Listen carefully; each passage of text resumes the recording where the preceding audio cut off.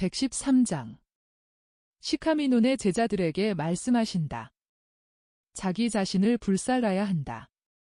바로 급류의 기슭에서 예수께서는 이사학과 많은 제자들을 만나시는데 아는 제자들도 있고 알지 못하는 제자들도 있다.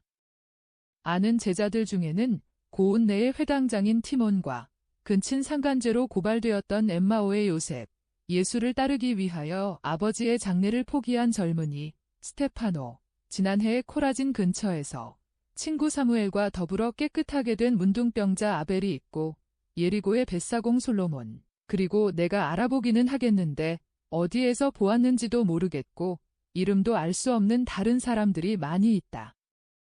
아는 얼굴이 이제부터는 너무도 많은데 모두 제자의 얼굴로 아는 얼굴들이다. 그리고 또 이사학이나 내가 방금 이름을 말한 제자들 자신이 얻은 다른 사람들도 있는데 그들은 예수를 만나기를 바라면서 주요한 제자 집단을 따라다닌다. 만남은 다정스럽고 반갑고 경의를 곁들였다.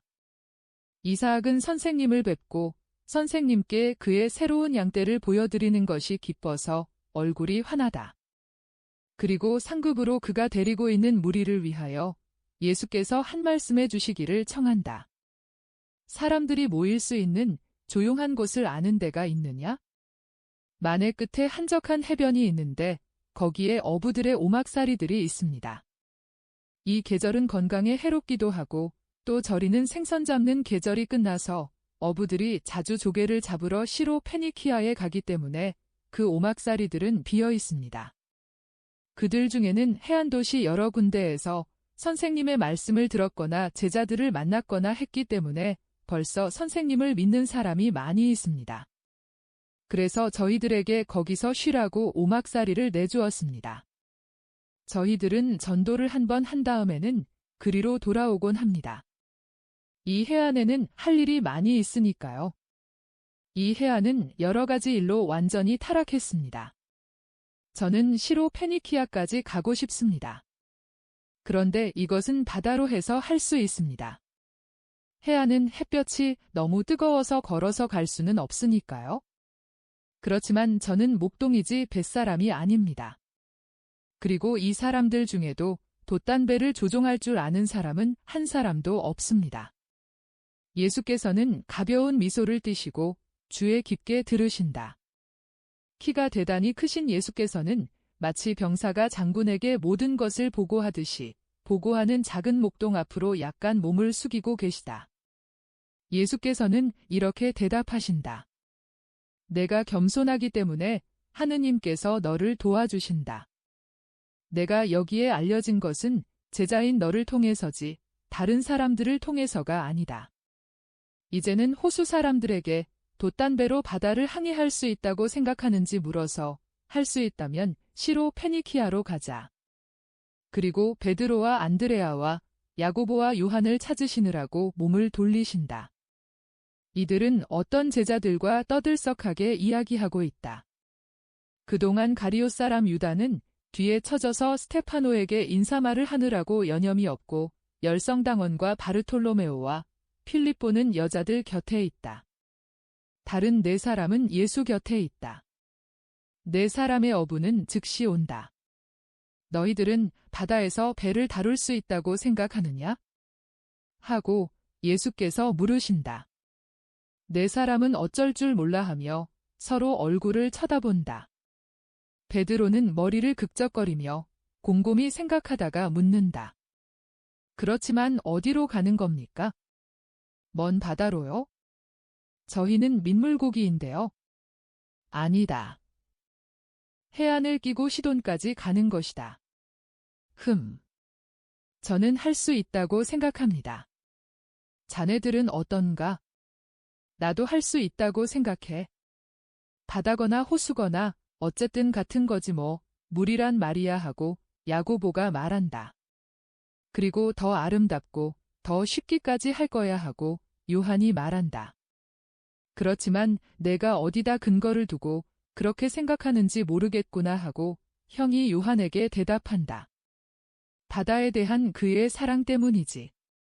어떤 것을 사랑하는 사람은 거기에 모든 완전이 있다고 생각하거든. 자네가 어떤 여자를 그렇게 사랑하면 자넨 완전한 남편이 될 걸세 하고 요한을 정답게 흔들면서 베드로가 농담을 한다. 아니야. 내가 이렇게 말하는 건 배를 다루는 방법이 같다는 걸 아스칼론에서 보았고 또 항해는 대단히 기분 좋은 일이기 때문이야 하고 요한이 대답한다. 그럼 가세. 하고 베드로가 외친다. 그렇지만 어쨌든 이곳 사람 누군가를 데리고 가는 게 나을 거야.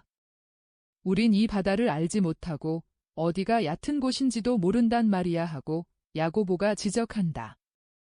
오. 난 그건 생각지도 않아. 우린 예수님을 모시고 있거든. 전에는 안심을 못했었지만 선생님이 호수를 잔잔하게 하신 다음부터는 자, 선생님을 모시고 시돈에 가세. 아마 좋은 일을 할 게 있을 거야 하고 안드레아가 말한다. 그러면 가자.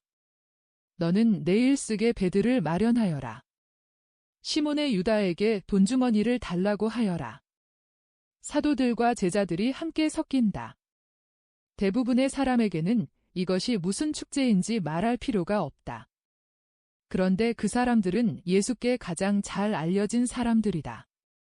그들은 발걸음을 돌려 시내로 향하여 시내의 변두리를 지나 마침내 구부린 팔처럼 바다로 길게 뻗어 있는 만의 맨 끝에 이른다. 자갈이 뒤덮인 작은 해변 여기저기에 흩어져 있는 몇 채 안 되는 오막살이들은 시의 가장 비참하고 가장 사람이 적은 그리고 때때로만 사람이 사는 장소를 나타낸다. 오막살이들은 소금기를 머금은 바람과 낡음으로 인하여 벽이 풍화한 입방체이다. 집들은 모두 닫혀 있는데 제자들이 문을 여니 연기로 검게 된 초라한 모습과 정말 최소한의 필요한 가구만이 보일 뿐이다. 자, 이 집들은 아름답지는 않지만 매우 편하고 깨끗합니다 하고 이사하기 집들을 자랑한다. 아름다운 건 고사하고 초과하구먼 고운 내는 여기 비하면 뎃거리였네. 그런데도 그걸 불평하는 사람이 있었지 하고 베드로가 투덜거린다. 그러나 우리에게는 이것이 한 재산입니다. 물론이지, 물론이야. 중요한 건 집이 하나 있고 서로 사랑하는 거야. 그러나 우리 요한이 어디 있나 보게. 잘 있었소. 당신은 어디 있었소? 그러나 엔도르의 요한은 베드로에게 미소를 보내면서 예수께 인사를 드리려고 뛰어간다. 예수께서는 매우 다정스러운 말로 그에게 인사하신다. 요한이 몸이 썩 좋지 않기 때문에 오라고 하지 않았었습니다. 저는 이 사람이 여기 남아있는 것이 낫다고 생각합니다. 요한은 이 도시 사람들과 메시아에 대해서 문의하는 사람들을 썩 잘 다룰 줄 압니다 하고 이사학이 말한다. 사실 엔도르의 사람은 전보다 훨씬 더 야위었다. 그러나 얼굴은 차분하다. 야윈 모습으로 인하여 그의 표정이 더 고상해 보이고 벌써 육체와 정신의 두 가지 고뇌로 충격을 받은 사람과 같다는 생각이 들게 된다. 예수께서는 그를 살펴보시고 물으신다. 요한아, 어디가 아프냐? 선생님을 뵙기 전보다 더 아프지는 않습니다. 그런데 이것은 육체에 대한 말씀입니다. 그러나 영혼에 대해서 말씀드리면 제 생각이 옳다면 저는 제 개인적인 상처가 나아가고 있는 중입니다. 예수께서는 그의 가라앉은 눈과 관자놀이가 움푹 들어간 이마를 다시 들여다보시며 아무 말씀도 덧붙이지 않으신다. 그러나 그와 함께 어떤 오막살이로 들어가시는 동안 그의 어깨에 한 손을 얹으신다. 집안에는 필요한 발을 식히라고 바닷물 대야들을 갖다 놓았고 목마름을 풀라고 시원한 물병들도 갖다 놓았다. 그동안 밖에서는 덩굴식물이 덮인 정자 같은 것으로 그늘이 진 투박한 탁자 위에 식사 준비를 하고 있다.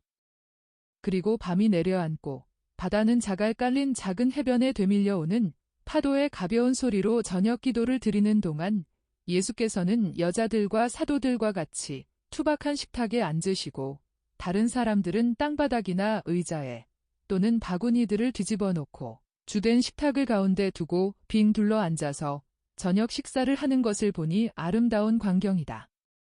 식사는 이내 끝났고 식탁을 치우는 일은 더 빨리 끝났다. 식기가 별로 없었고 그것도 가장 중요한 손님들에게만 차례가 갔기 때문이다. 바다는 아직 담이 뜨지 않은 밤에 남빛을 띠었고 해변 특유의 장인하고도 지극히 쓸쓸한 이 시간에 그 위험이 한껏 드러난다. 점점 더 어두워져가는 그림자들 가운데 커다란 흰 존재이신 예수께서는 식탁에서 일어나셔서 제자들의 작은 단 가운데로 오시는데 그동안 여자들은 물러간다.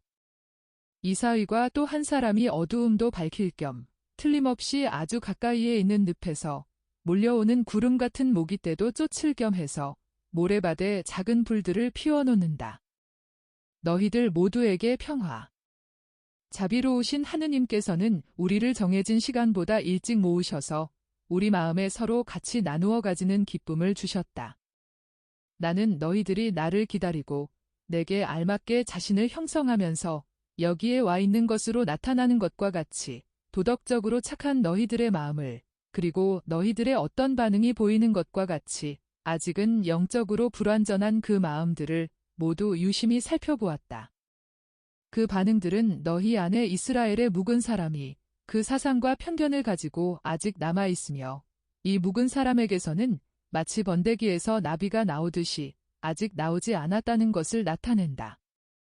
새 사람이란 그리스도의 넓고 빛나고 자비로운 심성과 그보다도 한층 더 넓은 사랑을 가지고 있는 그리스도의 사람이다.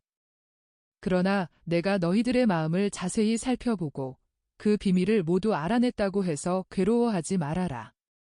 선생은 제자들의 결점들을 고쳐주기 위해 제자들을 알아야 한다.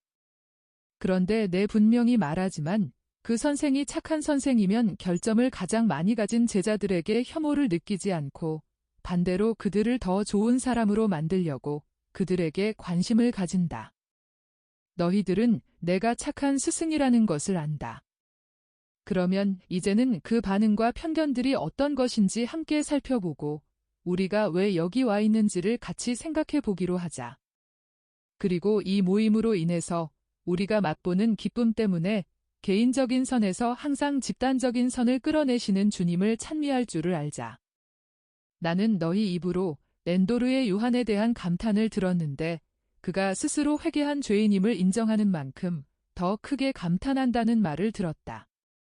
그런데 그것은 요한이 내게로 데려오기를 원하는 사람들에 대한 전도의 기초를 삼는 그의 옛날 상태이기도 하고 새로운 상태이기도 하다. 사실 그는 죄인이었다. 그러나 지금은 제자이다. 너희 중에 많은 사람이 이제 요한의 덕택으로 메시아에게 왔다. 그러므로 너희들은 이스라엘의 묵은 사람이 업신여길 바로 이 방법들로 하느님께서 하느님의 새 백성을 만들어내신다는 것을 알게 된다.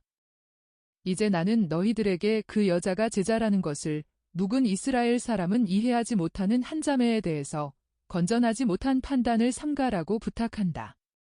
나는 여자들에게 가서 쉬라는 명령을 내렸다.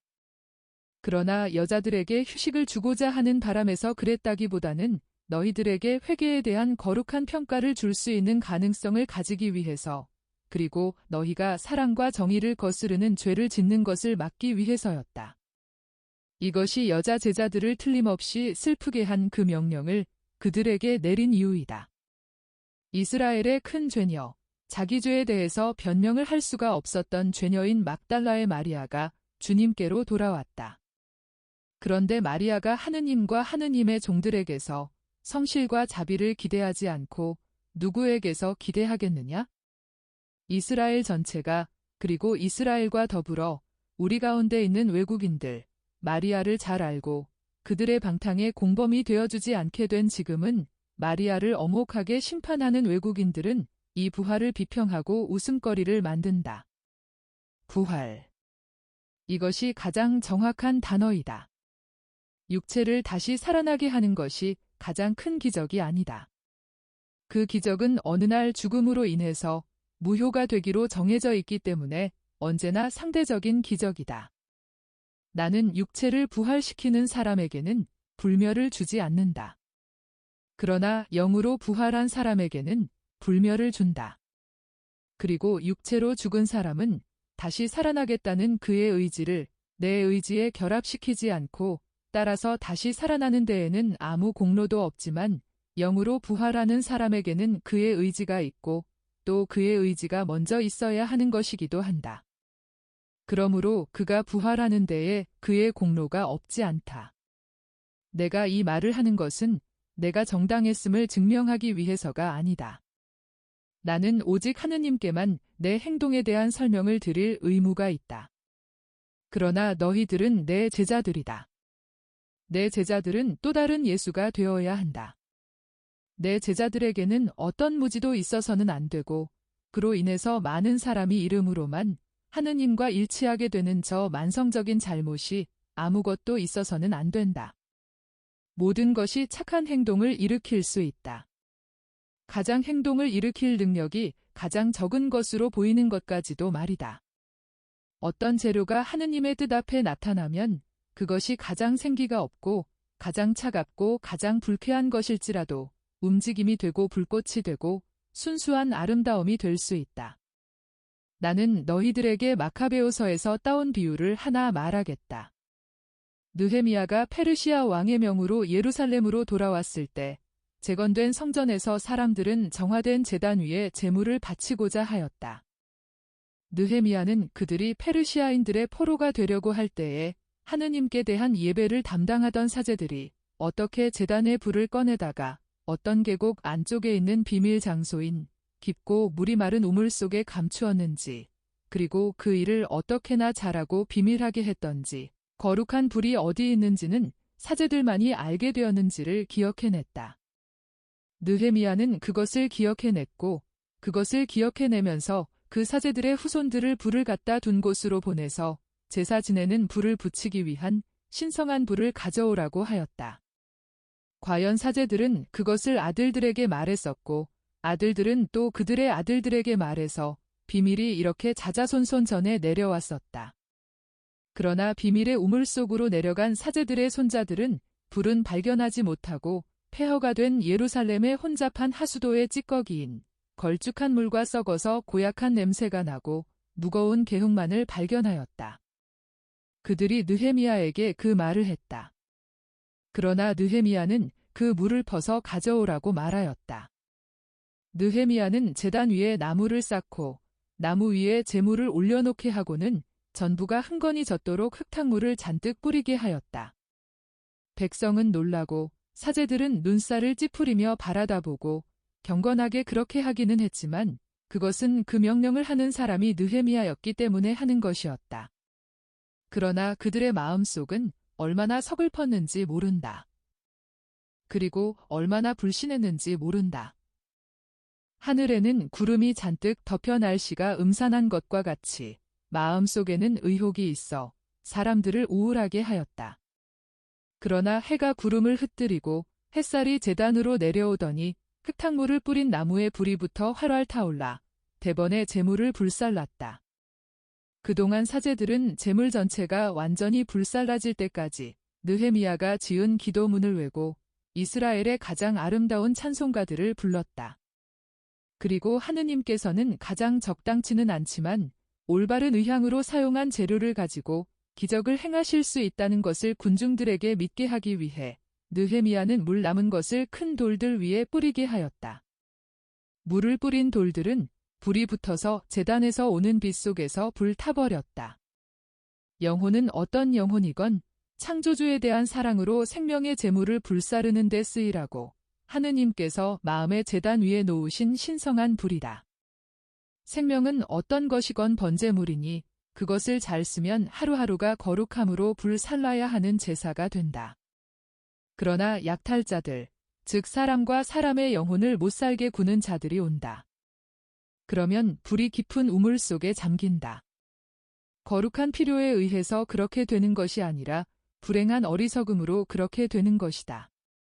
그리고 그 우물 속에서는 온갖 악습의 소굴인 하수에 잠겨서 썩은 냄새가 나는 끈적거리는 진흙이 되는데 마침내 한 사제가 그 깊은 우물 속으로 내려가 그 진흙을 햇빛 있는 데로 가지고 올라와서 자기 자신의 제사의 번제물 위에 올려놓는다. 이것을 너희가 알아야 하겠는데 회개해야 할 사람의 영웅적 행위만으로는 넉넉지 않고 회개시키는 사람의 영웅적 행위도 필요하기 때문이다. 그리고 회개시키는 사람의 영웅적 행위가 회개하는 사람의 영웅적 행위보다 오히려 먼저 있어야 한다. 영혼들은 우리의 희생이 있어야 구원되기 때문이다. 그것은 이렇게 함으로써만 진흙이 불꽃으로 변하게 하는 목적을 달성하게 되고 하느님께서 불살라지는 희생제물을 완전하고 당신의 거룩하심에 기분 좋은 것으로 판단하시게 되기 때문이다.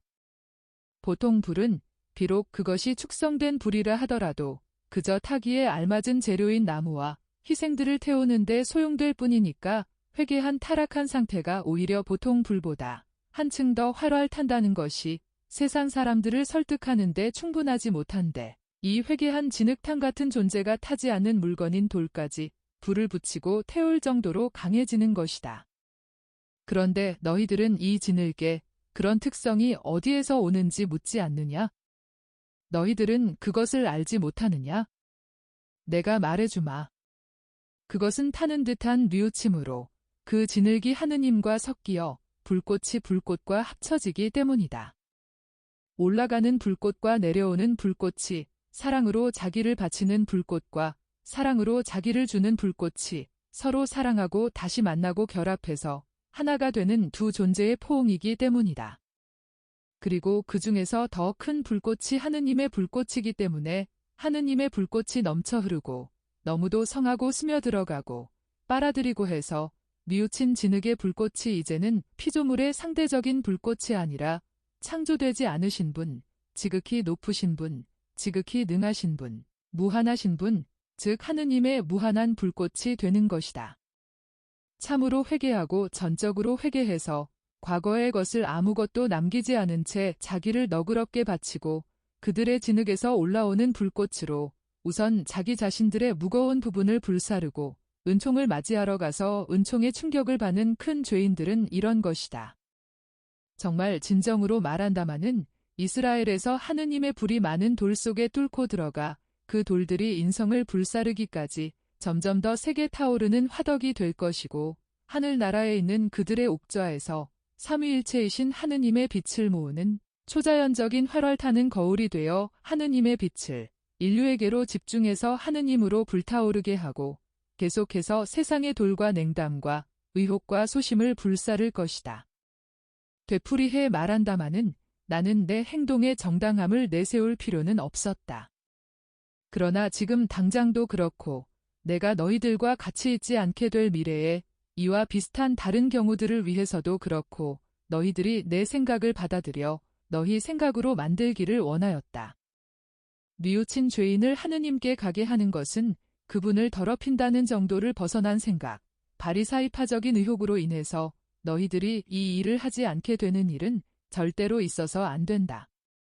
이 일이야말로 내가 너희들에게 정해주는 사명의 완성이다. 나는 성인들을 구원하러 오지 않고 죄인들을 구원하러 왔다는 것을 항상 기억하여라. 그리고 제자가 스승보다 높지 않으니까 너희들도 그와 같이 하여라.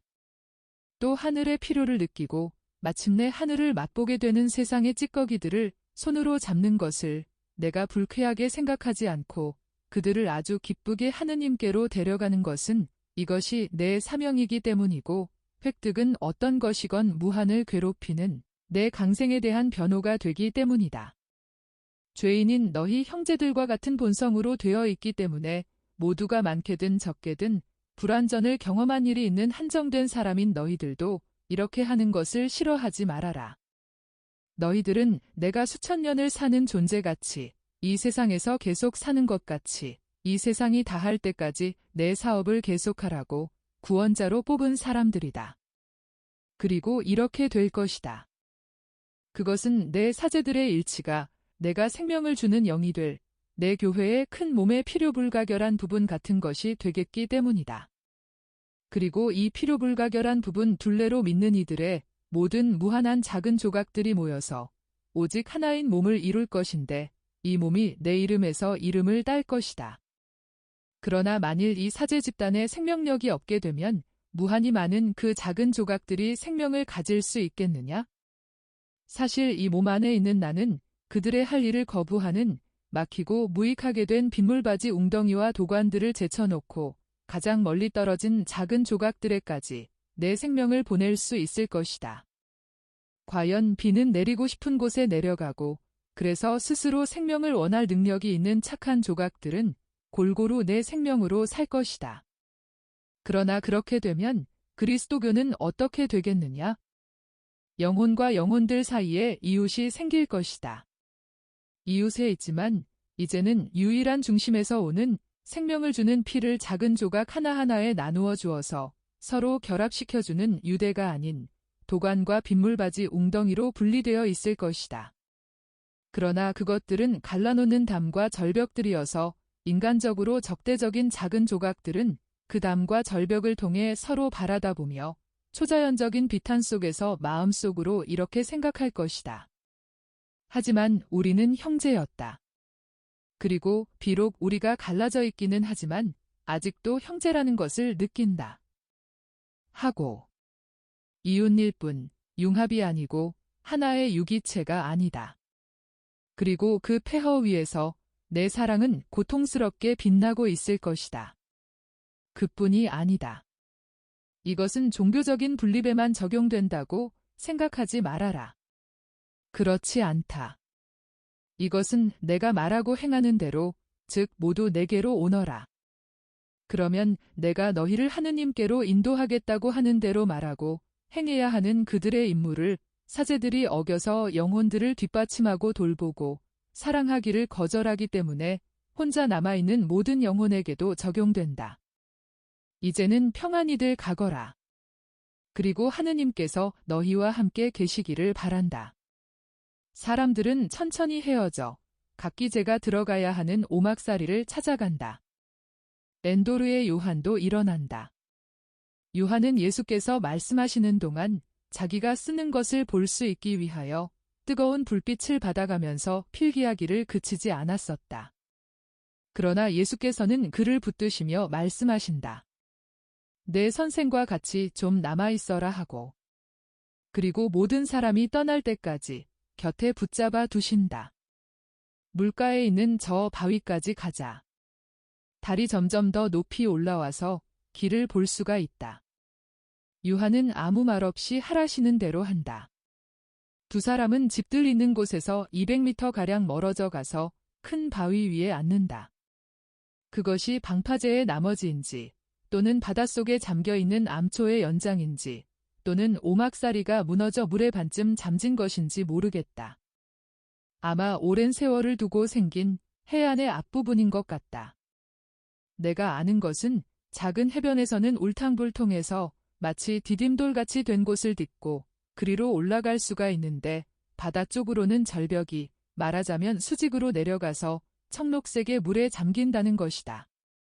지금은 밀물이 물결로 바위를 둘러싸서 젖게 하고 엄청나게 크게 빨아들이는 소리를 내고 그리고는 한동안 잠잠하다가 또다시 움직이며 돌아와서는 마치 싱코페이션을 많이 사용한 음악과 같이 철썩거리는 소리와 빨아들이는 소리와 침묵으로 이루어진 규칙적인 소리를 되풀이한다. 두 사람은 바로 바닷물이 부딪히는 그 덩어리 위에 앉는다. 다른 물 위에 은빛길을 만들어 놓고 달이 뜨기 전에는 캄캄한 밤 속에 거무스름한 막연한 공간이던 바다에 아주 짙은 남빛깔을 띠게 한다. 요한아, 너는 내 육체가 왜 고통을 당하는지 그 이유를 내 선생에게 말하지 않느냐? 주님은 그것을 알고 계십니다. 그러나 고통을 당한다고 말씀하지 마시고 소멸한다고 말씀하십시오. 이것이 더 정확합니다. 그리고 그렇다는 것을 주님이 아시고 제 육체가 기쁘게 소멸한다는 것도 아십니다. 주님, 고맙습니다. 저도 불꽃이 되는 진흙에서 저 자신을 알아보았습니다. 그러나 저는 돌에 불을 붙일 시간이 없을 것입니다. 주님, 저는 멀지 않아 죽을 것입니다. 저는 세상의 증오로 너무나 많은 고통을 겪었습니다. 그래서 하느님의 사랑으로 몹시 기뻐합니다. 그러나 저는 생명을 애석하게 여기지 않습니다. 여기서 저는 아직 죄를 지을 수 있고 주님이 저희들에게 주시는 사명을 게을리 할 수가 있을 것입니다. 저는 제 일생에 벌써 2번이나 실패했습니다. 선생으로서의 제 사명에 실패했습니다. 저는 교직에서 저 자신을 둬야 할 만한 것을 찾아내야 했을 터인데 저 자신을 둬야 하지 못했습니다. 남편으로서의 제 임무에도 실패했습니다. 저는 아내를 둬야 할 줄을 몰랐으니까요. 저는 제자로서의 사명도 게을리할 수가 있을 것입니다. 주님께 결례하는 것을 저는 원치 않습니다. 그렇기 때문에 만일 죽음이 저를 죄지을 수 없게 되는 곳으로 데려간다면 그 죽음은 축복받기 바랍니다. 그러나 제가 가르치는 제자로서의 처지는 가지지 못했다 해도 희생되는 제자로서의 처지는 가질 것입니다. 그런데 이것이 주님의 처지와 가장 비슷한 처지입니다.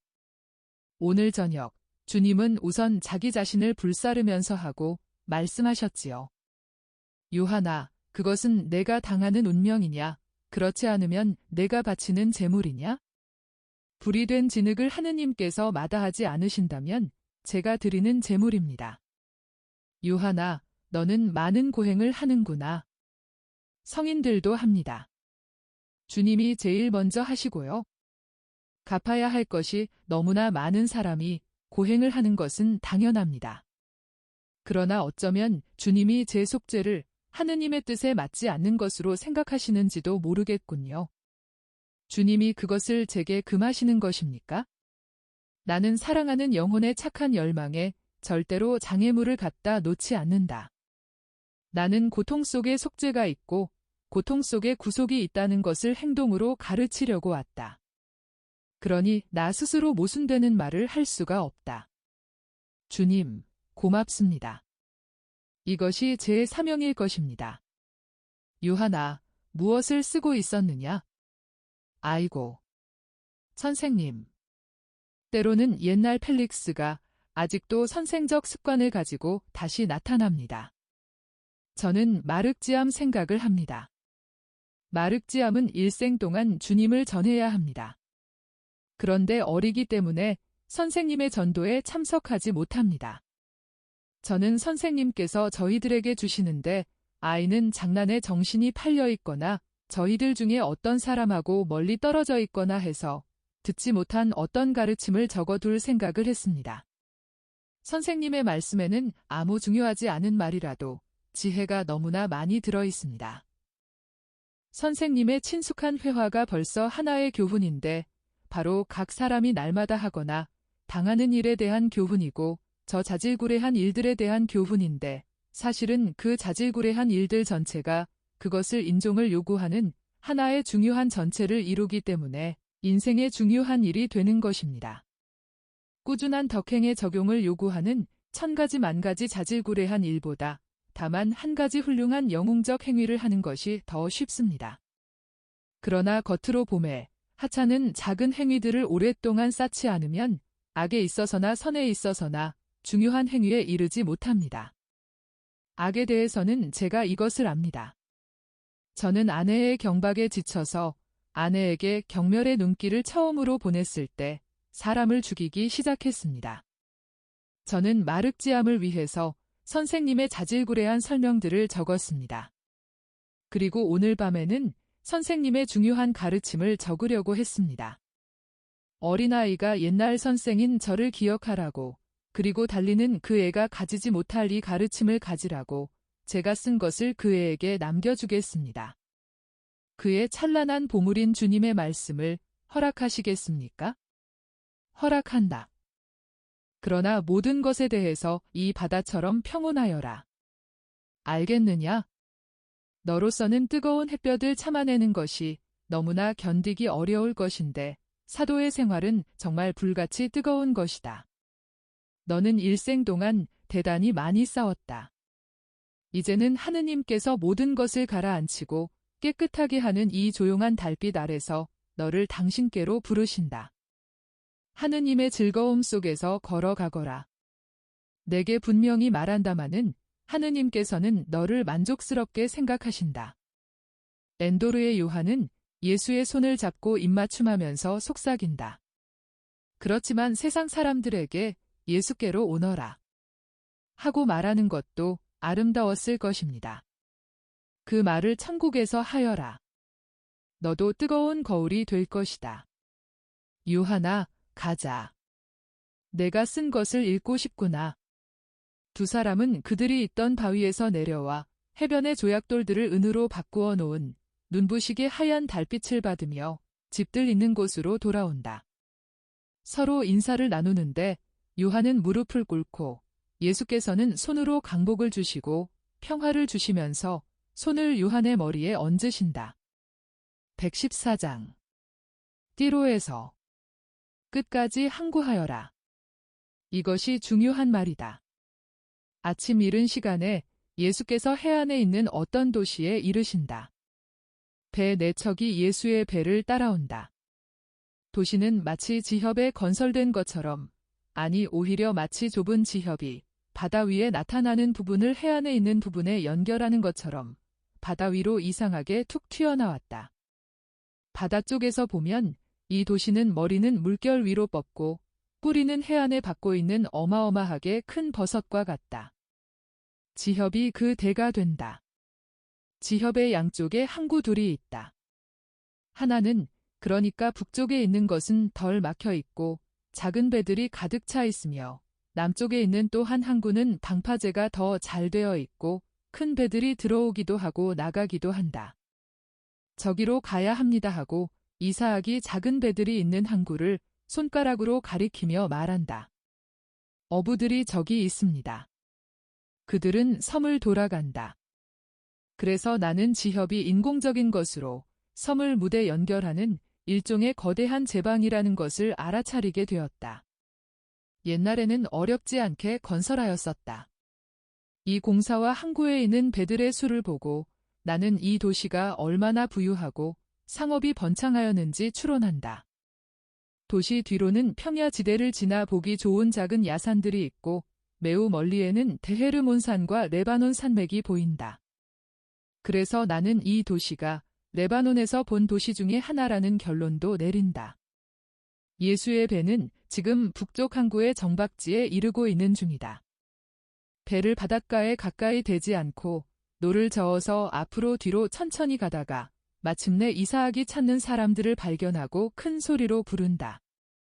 그러니까 아름다운 어선 2척이 앞으로 나아오고 뱃사람들은 제자들이 탄 더 작은 배들 위로 몸을 구부린다. 여보시오, 선생님이 우리와 같이 계시오. 선생님의 말씀을 듣고 싶으면 오시오. 선생님은 오늘 저녁 시카미논으로 돌아가십니다 하고 이사학이 말한다. 곧 가겠습니다. 어디로 갑니까? 우선 조용한 곳으로 갑시다. 선생님은 띠로에도 내리지 않으시고 해안 도시에도 내리지 않으시오. 배에서 말씀하실 거요. 그늘지고 바람 없는 곳을 택하시오. 우리 뒤에 있는 바위들 쪽으로 오세요. 조용하고 그늘진 작은 만들이 여럿 있어요. 여러분들이 무대 내릴 수도 있습니다. 일행은 더 북쪽의 바위들이 오목하게 들어간 해안은 해를 가린다. 조용한 곳이다. 거기에는 갈매기와 산비둘기들만이 살고 있다.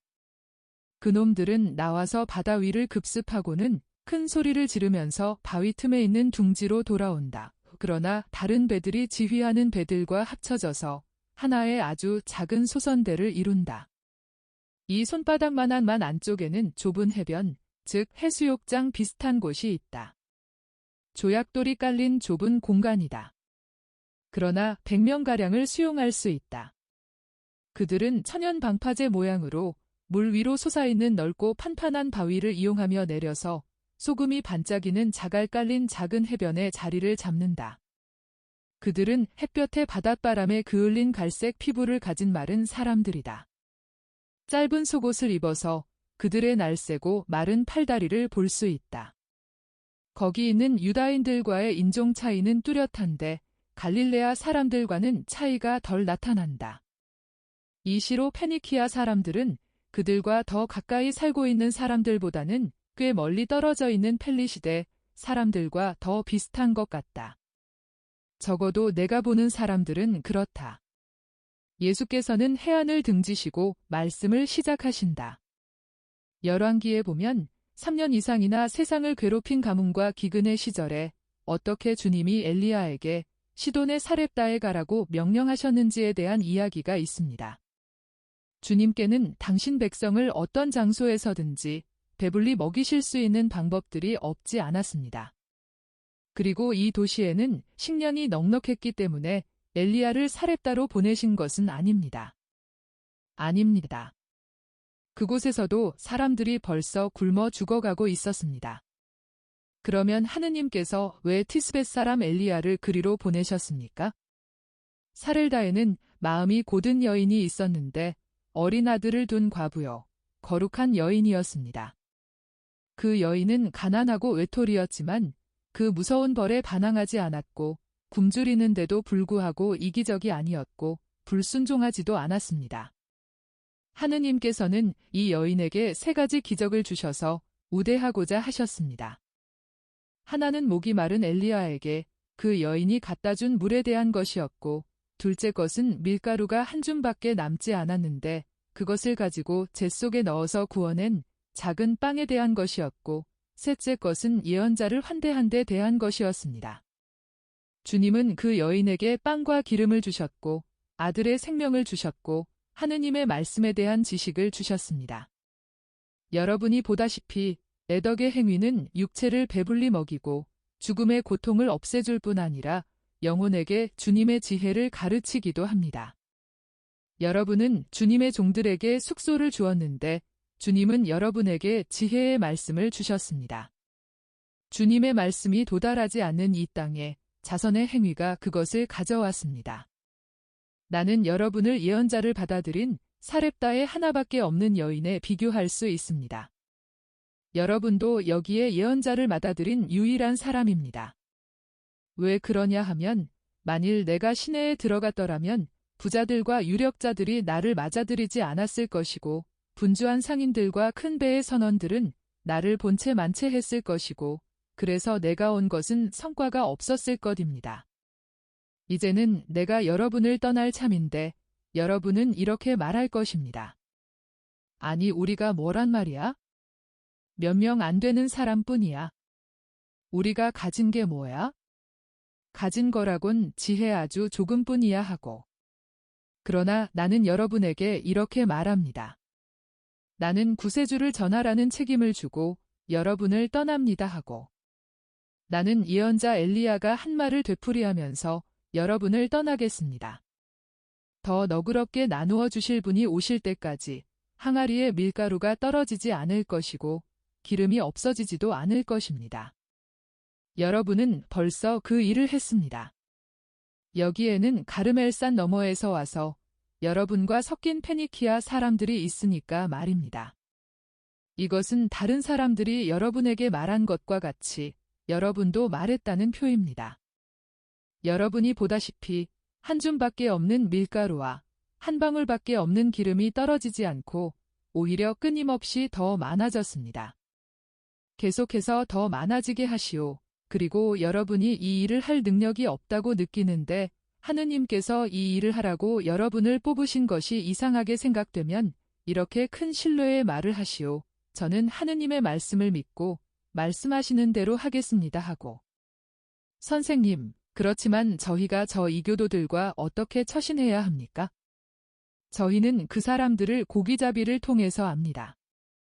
같은 일로 일치해 있는 것입니다. 그러나 다른 사람들은 어떡합니까? 하고 어떤 이스라엘 어부가 묻는다. 같은 일로 우리가 일치해 있다고 당신이 말했지요. 그렇다면 같은 기원에서 왔다는 사실도 일치시켜야 되지 않겠어요? 하느님께서는 이스라엘 사람들과 페니키아 사람들을 모두 창조하셨습니다. 사론 평야의 사람들이나 상부 유다의 사람들도 이 해안의 사람들과 다르지 않습니다. 낙원은 모든 인간 자손을 위한 것이었습니다. 그리고 사람의 아들은 모든 사람을 천국으로 데려가려고 왔습니다. 하늘을 얻고 아버지께 기쁨을 드리는 것이 목적입니다. 그러므로 여러분은 같은 길에서 서로 만나 여러분이 일 때문에 서로 사랑하는 것과 같이 영적으로 서로 사랑하시오. 이사학이 저희들에게 많은 말을 해주었습니다. 그러나 저희들은 거기 대해서 더 많이 알고 싶습니다. 이렇게 멀리 떨어져 있는 저희들 몫으로 제자 한 사람을 주실 수 있습니까? 선생님, 엔도르에 요한을 보내십시오. 그 사람은 매우 능력이 있고 또 이교도들과 사는 것이 습관이 되어 있으니까요 하고 가리오 사람 유다가 암시한다. 아니다. 요한은 우리와 함께 있어야 한다 하고 예수께서 단호하게 대답하신다. 그리고 어부들에게로 몸을 돌리시고 자주족의 자비가 언제 끝납니까? 하고 물으신다. 가을의 폭풍우 때에 끝납니다.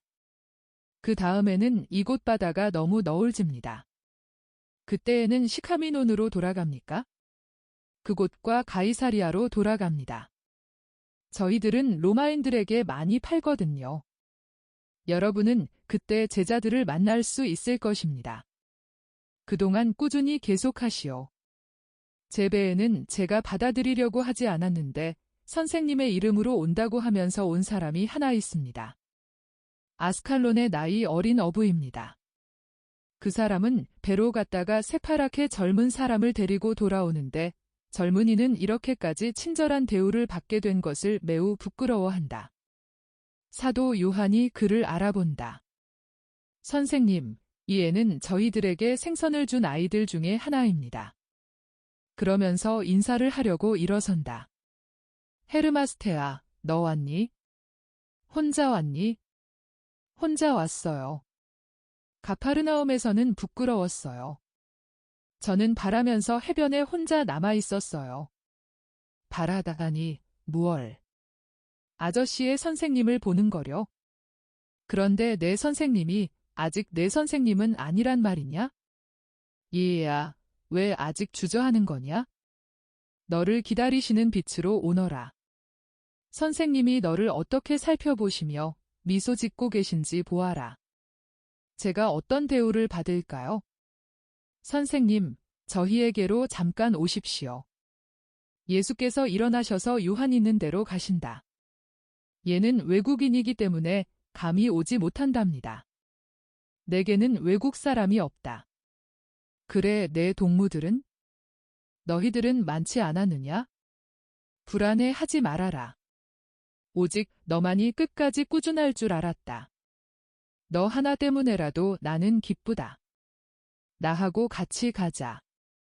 예수께서는 새로 얻은 제자와 같이 당신 자리로 돌아오신다. 그래, 이 아이는 엔도르의 요한에게 맡기자 하고 가리옷의 유다에게 말씀하신다. 그리고 나서 모든 사람에게 말씀하신다. 한때의 광부가 보물들이 들어있다는 것을 아는 갱 속으로 내려갔습니다.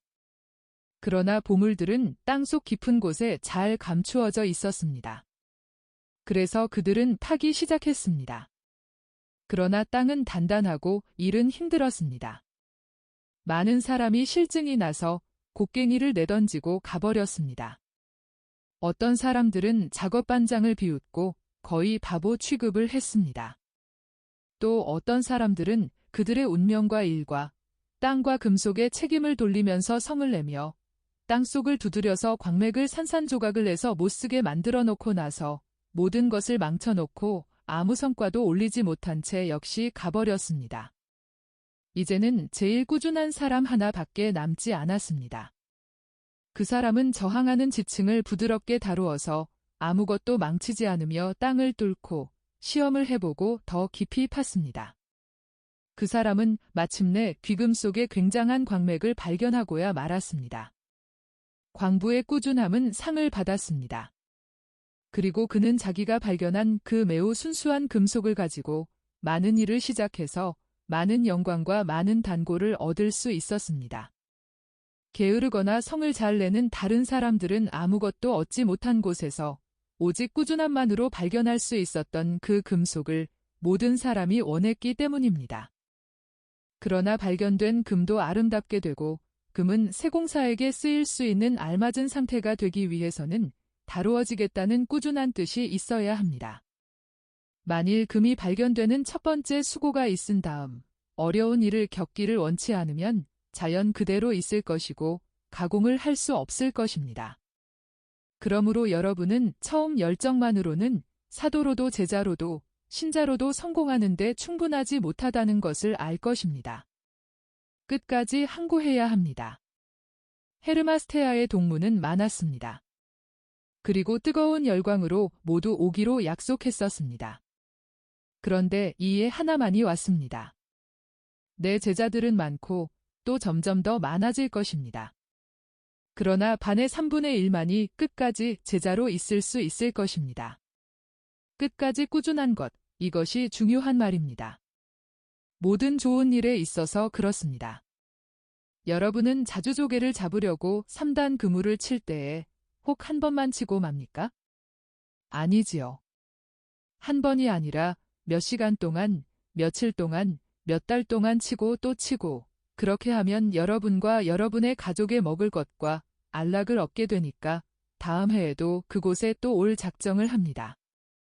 그런데 하느님의 이익, 그리고 여러분이 신자이기만 하면 여러분의 영혼의 이익, 그리고 여러분이 제자들이라면 여러분의 영혼과 여러분의 형제들의 영혼의 이익이라는 더 중요한 일에 대해서 달리 행동하려고 하겠습니까? 내가 분명히 말합니다만 영원한 옷의 자주빛을 빼내기 위해서는 끝까지 꾸준해야 합니다. 그럼 이제는 돌아가는 시간까지 친한 친구로 지냅시다. 그래야 우리가 서로 더 잘 알게 될 것이고 서로 쉽게 알아보게 될 것입니다. 그래서 그들은 바위가 많은 작은 만에 흩어진다. 그들은 바위에서 뜯어낸 섭조개와 개들, 그리고 작은 그물로 잡은 고기들을 굽는다. 그리고 지진으로 인해서나 또는 파도로 인해서 바위로 된 해안에 생긴 동굴 속에서 마른 해초를 깔고 잠을 잔다.